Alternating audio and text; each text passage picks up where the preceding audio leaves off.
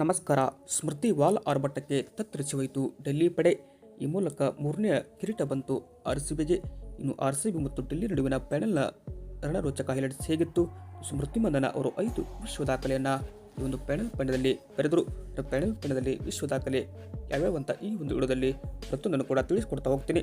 ಆದ್ದರಿಂದ ದಯವಿಟ್ಟು ನೀವೇನಾದರೂ ಇನ್ನೂ ನಮ್ಮ ಒಂದು ಯೂಟ್ಯೂಬ್ ಚಾನಲ್ಗೆ ಸಬ್ಸ್ಕ್ರೈಬ್ ಆಗಿಲ್ಲ ಅಂದರೆ ಈ ಕೂಡಲೇ ಸಬ್ಸ್ಕ್ರೈಬ್ ಆಗಿ.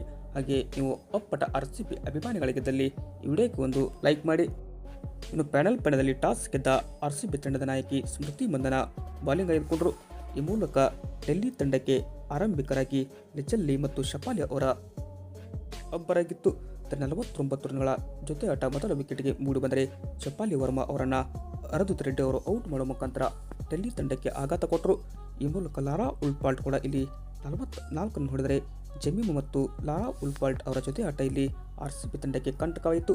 ಮುರಿಯಾದ 4ನೇ ವಿಕೆಟ್ಗೆ 76 ರನ್ಗಳ ಜೊತೆ ಆಟ ಲಾರಾ ಉಲ್ಪಾಲ್ಟ್ ಮತ್ತು ಜಮೀಮಾ ರೋಡ್ರಿಗ್ಸ್ ಮಧ್ಯೆ ಮೂಡಿಬಂತು.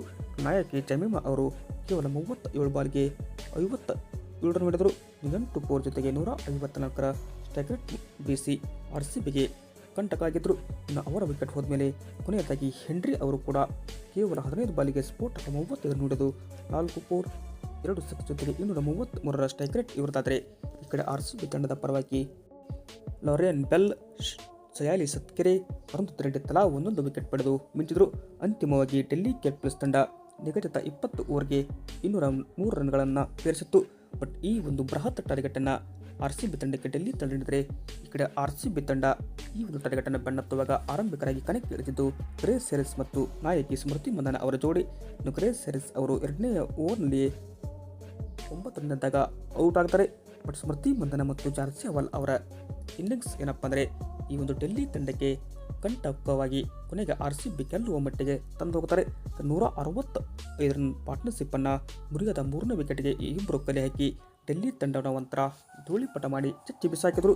ನಾಯಕಿ ಸ್ಮೃತಿ ಮಂದನ ಅವರು 41 ಬಾಲ್ಗೆ 87 ಹೊಡೆದರೆ 12 4 ಜೊತೆಗೆ 3 ಸಿಕ್ಸರ್ ಸಹಿತ 212ರ ಸ್ಟ್ರೈಕ್ ರೇಟ್ ಹೊಡೆದಾದರೆ, ಈ ಕಡೆ ಜಾರ್ಸಿಯಾವಾಲ್ ಕೇವಲ 54 ಬಾಲ್ಗೆ 79 ರನ್ ಹೊಡೆದು 14 4 ಜೊತೆಗೆ 146ರ ಸ್ಟ್ರೈಕ್ ರೇಟ್ನಲ್ಲಿ ಬ್ಯಾಟ್ ಬೀಸಿದರು. ಈ ಇಬ್ಬರ ಜೊತೆ ಆಟ ಏನಪ್ಪ ಅಂದರೆ ಆರ್ಸಿಬಿಗೆ ಜಯ ತಂದುಕೊಟ್ಟಿತು.